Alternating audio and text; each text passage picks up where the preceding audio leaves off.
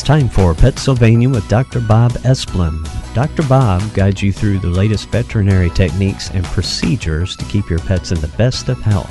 PetSylvania is brought to you by Elanco, maker of Trifexis and Comfortis. With your ears up and tails wagging, here is Dr. Bob.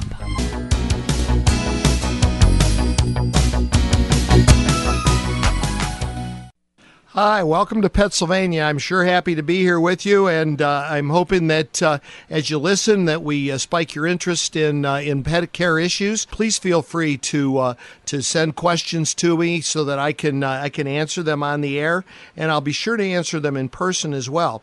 Again, I'd just like to thank Elanco, the makers of Trifexis and Comfortis.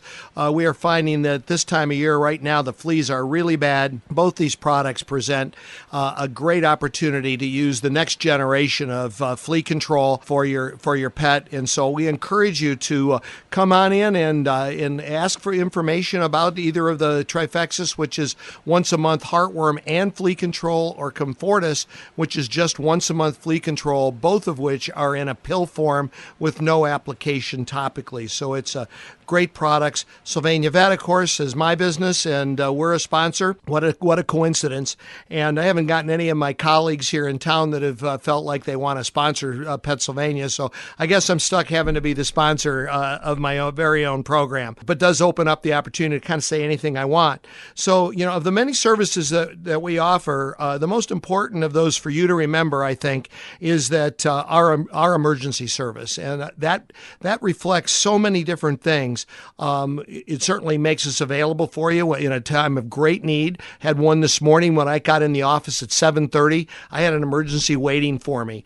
They'd come in about 5 minutes before I was there. There was no additional charge for the client, but we were in there nice and early. And we always have a doctor in at 7:30 in the morning, and that makes it really convenient for a lot of clients without a crisis emergency, but something that they need to get seen before they leave for work. We provide emergency service all day, every day, 7 days a week, all night, every night, 7 days a week. We have an overnight staff, and we will answer our phones, and we'll answer your questions, or we will be able to get a doctor in charge to answer the questions, or get a doctor to come in from their home, because they're committed to that level of care. And we think that's a really important feature. And we would hope that you would think having your doctor committed to you and your pet 24 hours a day, 7 days a week, 365 days a year is a really important factor. We'd love to have you as a client, because we are 100% committed to every pet and every family in Northwest Ohio. Speaking of emergencies, we had a cat presented Monday morning in just wet noodle condition. I mean, it was laid out flat on its side. It was breathing, and its heart was beating pretty strongly, but it couldn't even lift its head. It couldn't swallow. This kitty is a diabetic cat, and the family had gone away and had a neighbor person coming in and checking on the cat and giving it insulin injections. And we still don't know at this point whether there was a mistake given, but the cat came in with a blood sugar of less than 40. Now, we consider 80 the absolute rock bottom minimum. And in a diabetic cat, we really expect blood sugars to never drop below about 170. And so to come in at 40, this cat was right on the verge of seizing, and another little drop, and it probably would have been fatal for this kitty. So they got it in just in time. Took us about 36 hours to get him completely recovered and back to where we wanted to be.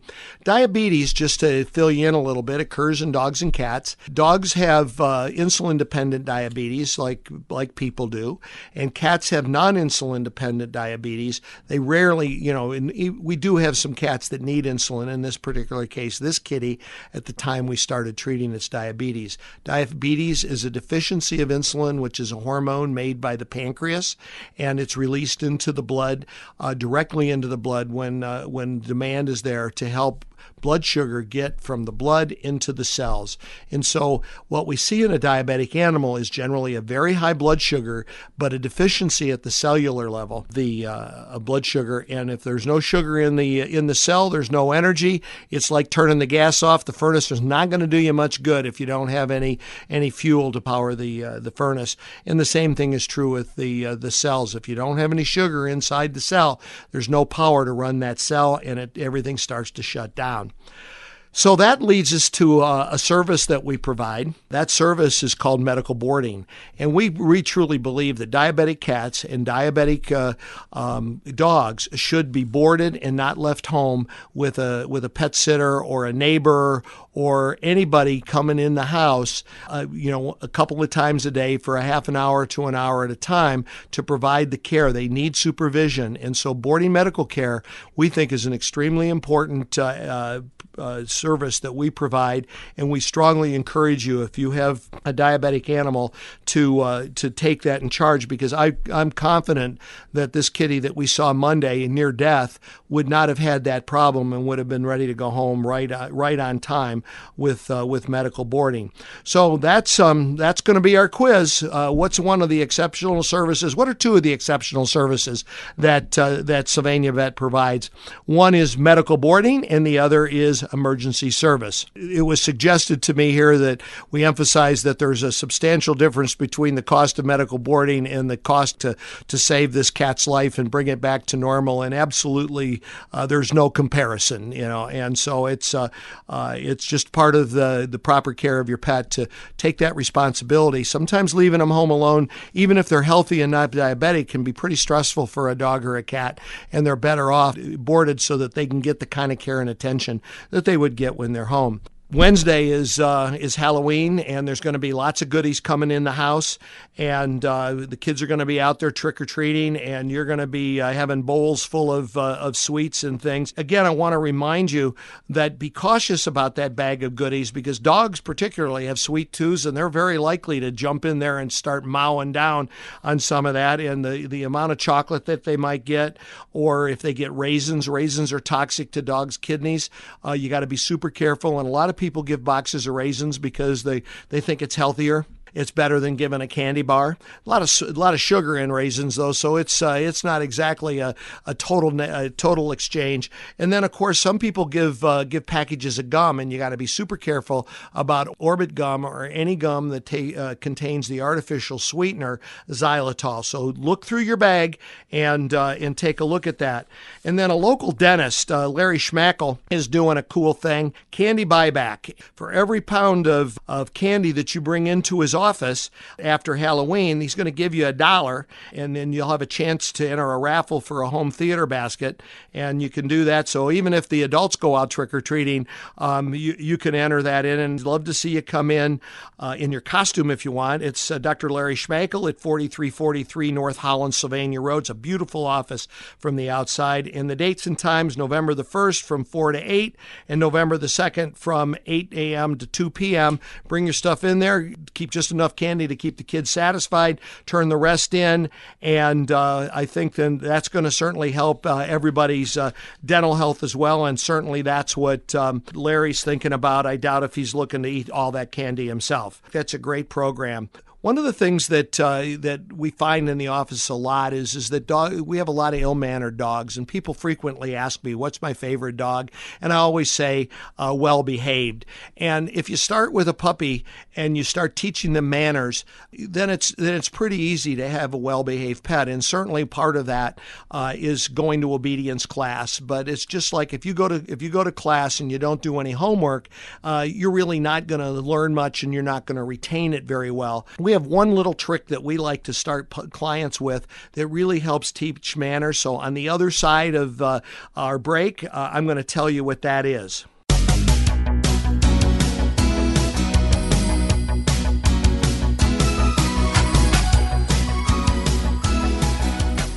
One of the things we were talking about well-behaved dogs and how to teach manners, and one of the things it needs to do is the dog needs to respect you, and you need to demand respect. And how do you do that? You want to do it really easily and really simply.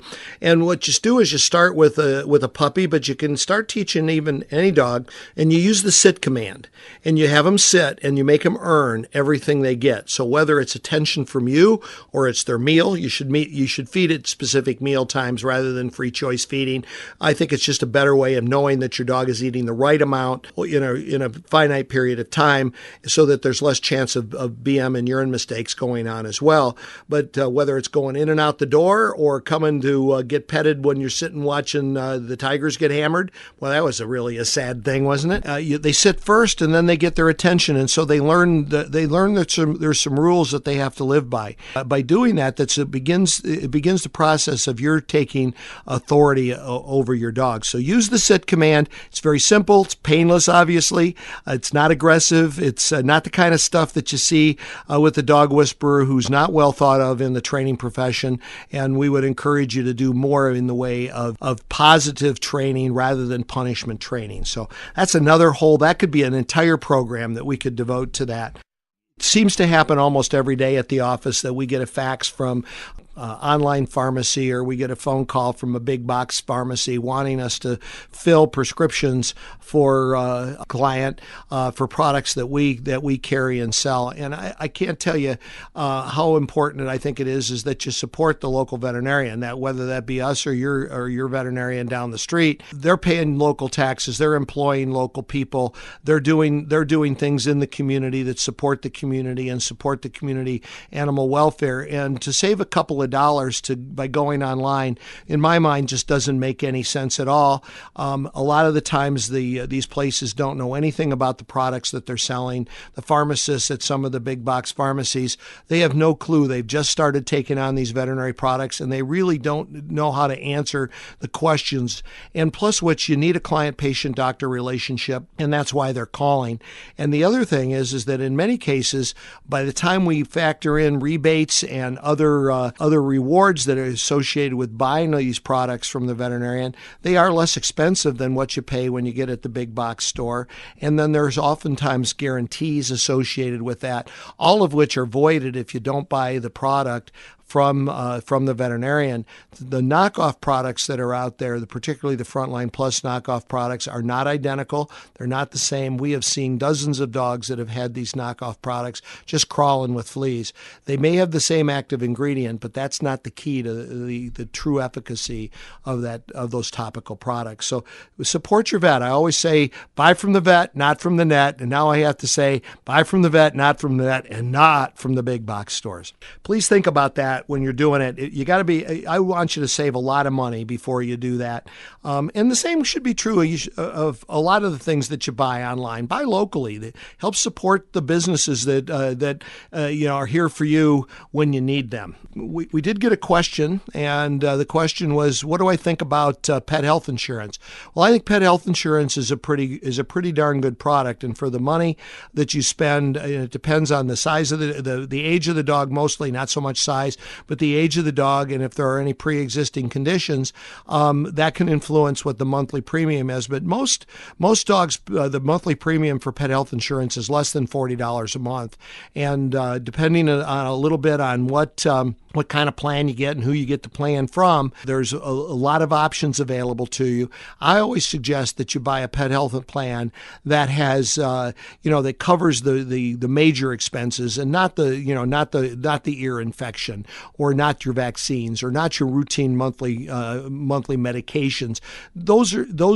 You're paying for that in the premium some way, and so you're better off cut the cost, but be covered in case you have that $1,000 fracture or something of that nature, which kind of leads me into a discussion about the importance of keeping your cats inside and not letting them be outdoor cats. It's a dangerous world out there. And we had a cat that came in on Sunday, and it's an outdoor cat, lives in Fulton County, and came in carrying its right front leg. And when we took x-rays of the right front leg, its humerus, that's the upper arm bone, was broken, and it was broken because it had been shot. It had bullet fragments scattered throughout that leg, and they had continued to go across the body, and they were on the other side of the body. And one of the bullet fragments actually nicked the windpipe, and we had some air escaping from the trachea underneath the skin. Now that closed up fairly quickly because it must have been a really small nick, but it could have very easily been a fatal gunshot. The bottom line is that the fracture was so bad it completely destroyed the joint in that leg. We had to amputate that limb. And so the kitty's doing great, but it's now only three-legged, and we have to call him Tripod. And we'll never know who did this. Obviously there's a whole issue about cruelty that exists. And the sad thing is in Fulton County, there is no animal warden or dog warden and anymore in the community. And so there's really nobody to look out for when things of abuse like this occur. We had a really cool surprise late last week, and that is the Journal of the American Animal Hospital Association had published an article on a cat that had what's known as T-cell lymphoma. It's basically skin cancer in this cat, and it was in its ears, and some really cool pictures that were present that were there in the article. And the best thing about that is this was a cat that we saw at Sylvania Vet, and Dr. Kate Histon, one of my associates, took care of this case. We referred it up to the oncologists, and they started the treatment. And they're the ones that actually published the article. They're the ones that are experienced at it. They're university types, publish or perish, how that goes. So, but Kate was acknowledged, and it's always kind of exciting in a national publication where all the veterinarians that are members of the AVMA get that and are going to see it. To see your name in a well-renowned journal. So that's pretty cool. All right, and we're very proud of Kate, and great job, Kate. One of the things that we recommend regularly for our dogs, and not every veterinary practice does, is a vaccine for what we call canine cough, or what's commonly called kennel cough. And the bacterial form of this disease is called Bordetella. And we think Bordetella is probably one of the most important vaccines that we give to dogs, because kennel cough, or canine cough, is probably the most widespread, commonly seen infectious disease that we can prevent. So we strongly encourage that all dogs, regardless of whether they're ever going to be boarded, get Bordetella vaccine. You can get it in the backyard. You can get it walking the neighborhood. You can get it going to the parks. You can get it going to the groomers. You can get it going to the pet store with your dog, which incidentally I don't think is a really good idea. The holiday giving season is coming up. It's really hard to believe it, but one of the things as you make your list of who to get gifts for that I would encourage you to consider is I would encourage you as pet lovers to find a needy rescue organization that would love to get a Christmas gift, and you could join them and give them $20 or $50, and I can't tell you how much that would help. The organizations that I would encourage you to support would be Paws and Whiskers Feline Cat Shelter. They're the only no-kill cat shelter, only cat shelter in the house. Community, for Paw's Sake, which is a great dog rescue organization, Golden Retriever Rescue, Planned Pethood, Maumee Valley Save a Pet, and the Animal Shelter, which is on Wyman Road in the South End. Those organizations all need donations, the first four particularly, and would really appreciate any donation that you might give them at the holidays. It's time for another break, and we'll wrap it up.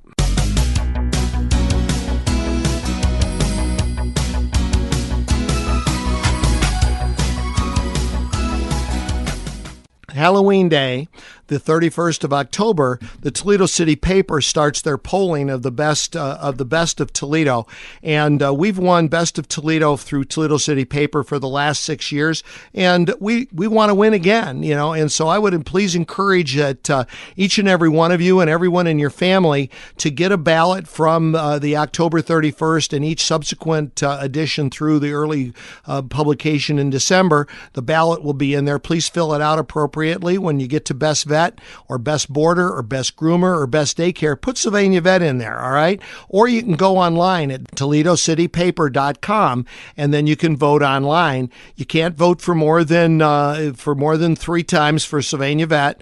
We would certainly encourage you to do that, and we don't want you to vote more than once. There's one vote per person and per email address. So please just do it right, but do it fairly, and go in there and us. It's a whole lot less controversial than what we're going to have to vote on in 2 weeks on Tuesday. So you could easily vote for Sylvania Vet and with good conscience know that you've made the right choice. Really appreciate it.